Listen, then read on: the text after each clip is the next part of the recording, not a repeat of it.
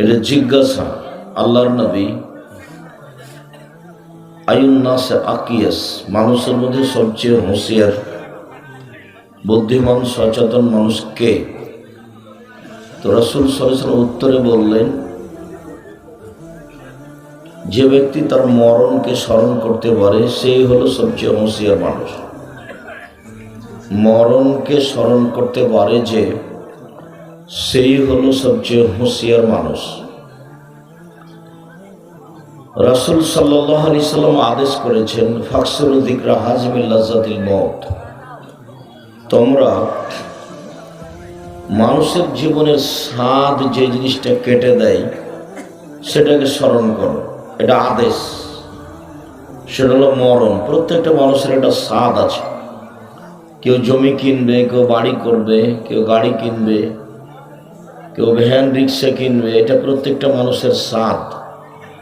তা আল্লাহর নবী বলছেন যে তোমরা একটা জিনিসকে স্মরণ করো যেটা মানুষের স্বাদ পরিকল্পনাকে কেটে দেয়, সেটা হলো মরণ। রাসূল সাল্লাল্লাহু আলাইহি ওয়াসাল্লাম একদা তার মায়ের কবর জিয়ারত করতে গেলেন। যারা রাসূলুল্লাহ সাল্লাল্লাহু আলাইহি ওয়াসাল্লাম কবর উম্মি, ব্যাখ্যা না করে অনুবাদ করে ছেড়ে দিচ্ছি, ভালো করে মনোযোগ দিয়ে অনুধাবন করার চেষ্টা করবেন।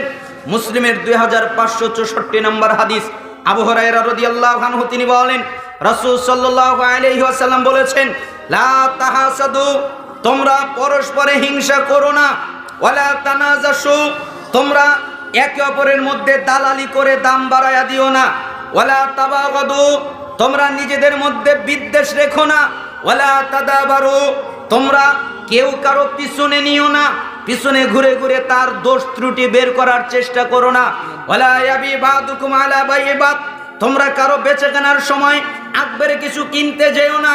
কেন? তোমার ভাই একটা জিনিস কিনছে, তুমি যদি ওটা কিনতে যাও তোমার ভাইয়ের কষ্ট হবে, তোমার ভাইয়ের কষ্ট লাগতে পারে, তাই তুমি ওই জিনিস কিনবে না। ওয়া কুনু ইবাদাল্লাহি ইখওয়ানা, তোমরা যারা আছো আল্লাহর বান্দা প্রত্যেকেই ভাই ভাই হয়ে যাও। আল্লাহর বান্দা পৃথিবীতে যারা আছে তারা প্রত্যেকে ভাই। আল মুসলিম আকুল মুসলিম, মুসলমান মুসলমানের ভাই। মায়ের পেটের ভাই যেমন ভাই, একজন মুসলমান ভাই তার চাইতে দামি ভাই।